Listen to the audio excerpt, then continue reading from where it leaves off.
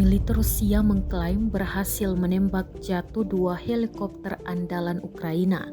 Rekaman dampak kehancuran pada 2 helikopter tersebut beredar di Telegram pada Selasa 6 Desember 2022. Dalam keterangan unggahan disebutkan sistem pertahanan udara Rusia menembak jatuh 2 helikopter Mi-8 di dekat desa Marinka di Republik Rakyat Donetsk.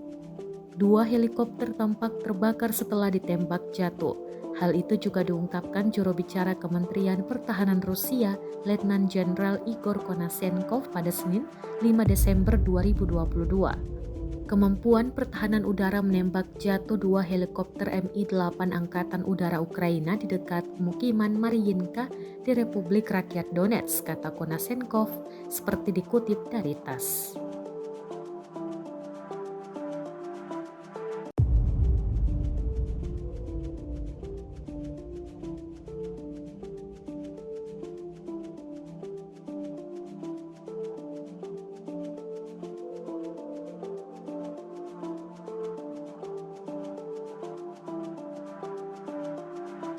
Rusia melaporkan secara total 339 pesawat Ukraina, 180 helikopter, 2.628 kendaraan udara tak berawak, 391 sistem rudal anti pesawat dieliminir sejak awal operasi khusus.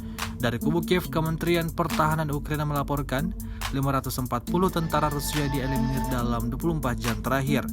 Total 91.690 prajurit Rusia meninggal sejak awal konflik hingga hari ke-286.